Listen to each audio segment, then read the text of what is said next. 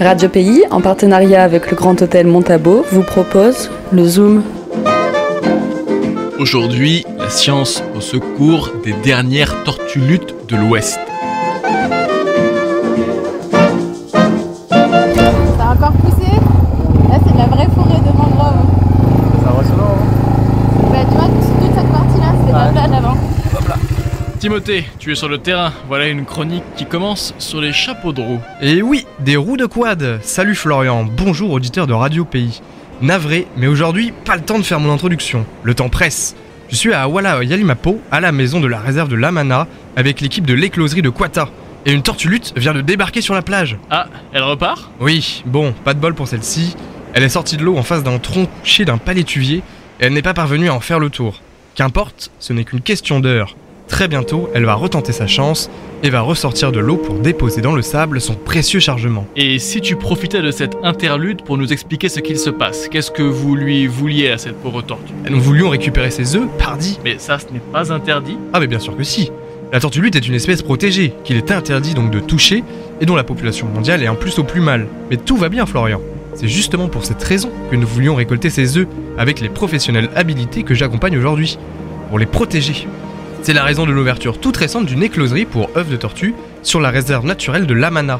Cette écloserie, c'est l'association Quata qui en est à l'origine, association connue notamment pour ses actions de sensibilisation sur les plages de Cayenne auprès du public pendant les périodes de ponte, mais également chargée de la conservation de sites naturels protégés, comme celui de Vidal à Rémière-Montjoly. Une écloserie de tortues, c'est très bien, mais alors à quoi ça sert ? Et récupérer les œufs de quelles espèces ? Les vertes, les luttes ? Seulement celles des luttes, Florian. Et ce pour une raison très simple.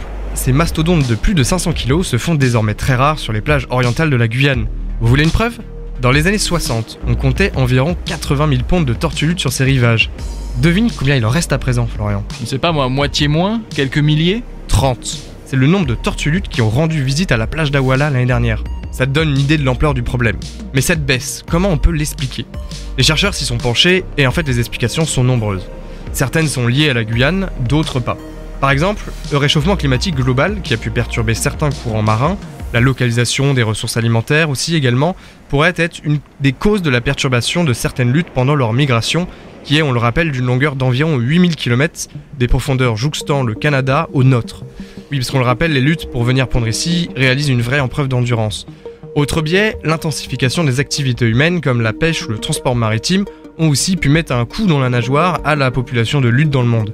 Mais on peut donc aussi trouver des clés de compréhension en Guyane, donc, avec des paramètres dits normaux, naturels, et d'autres plus inquiétants car liés à l'activité humaine. Dans les paramètres dits naturels, je pense à l'évolution des paramètres environnementaux en relation avec le déplacement des cordons de vase sur le littoral, vase qui peut obstruer l'accès marin aux plages, mais qui est aussi un des paramètres qui peut impacter l'érosion du littoral ou à l'inverse qui est responsable de son rechargement en sédiments et de son envasement. Et en effet, depuis les années 60, la côte recule et la plage se rétrécit de plus en plus, au point qu'il ne reste désormais plus qu'un cordon sableux d'une vingtaine de mètres de large à Awala. Et est-ce que ce n'est pas un peu gênant ça ? Non, enfin si. Enfin disons que, bien qu'accentué par le réchauffement climatique, c'est plutôt considéré comme normal. Ces phases d'avancée et de recul ont toujours existé, et les tortues se sont toujours adaptées depuis des millions d'années. Et puis de toute façon, on n'y pourrait pas grand-chose. Non, ce qui pose vraiment souci, c'est le braconnage et la présence de nombreux chiens sur cette plage. Ils sont très présents et constituent une nuisance non seulement pour les tortues souhaitant pondre, mais aussi et surtout pour les œufs. En effet, un œuf de lutte, une fois pondu, a besoin d'être laissé dans le sable 2 mois.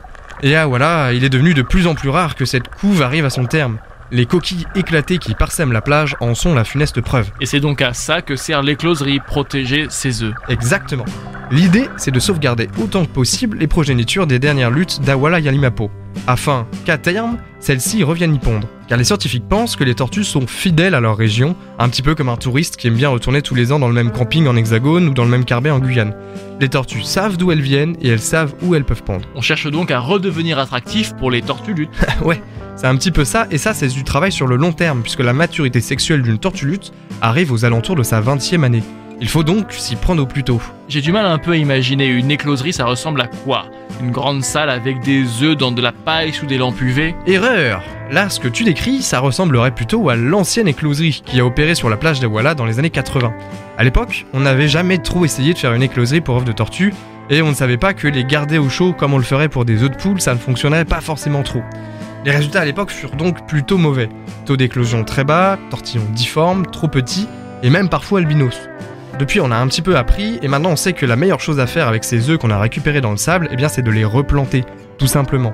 Alors, les replanter à la bonne profondeur, donc la profondeur nécessaire pour qu'ils soient à la bonne température pour leur incubation, à peu près 80 cm, et donc cette profondeur, il faut y faire particulièrement attention, car non content de déterminer le taux de réussite des éclosions, ça va aussi influencer sur leur sexe.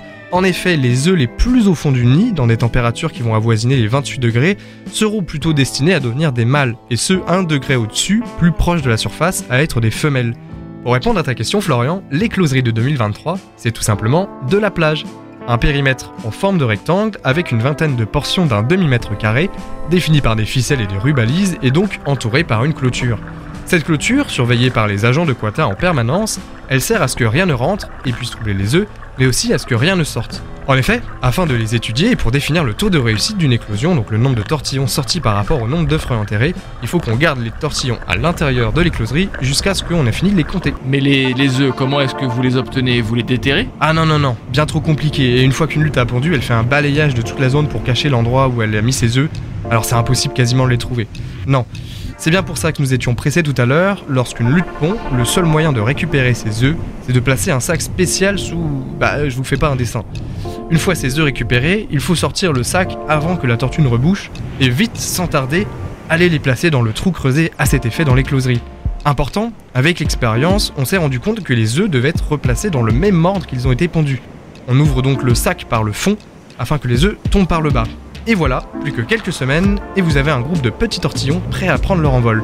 Une fois examinés donc, les agents de Quata, qui sont tous d'ailleurs des habitants du village d'Awala Yalimapo, eh bien ces agents, ils vont récupérer ces petits et les relâcher à une vingtaine de mètres sur la plage afin qu'ils achèvent leur développement musculaire en réalisant ce petit parcours du combattant qui est si important à celui-ci. Ces agents de Quata, ils vont d'ailleurs relâcher toute la portée d'un coup afin de donner davantage de chance aux tortillons contre les mâchoirants et les autres nombreux prédateurs aquatiques qui vont les attendre sur le littoral comme à l'état naturel. En activité depuis quelques semaines déjà, il y a déjà 4 éclosions qui ont... Ah, Florian, on te laisse. Notre lutte est ressortie de l'autre côté de la plage, soit quelques kilomètres à pied. C'est parti, auditeurs de Radio Pays, j'espère vous avoir donné envie d'en apprendre plus. À la semaine prochaine.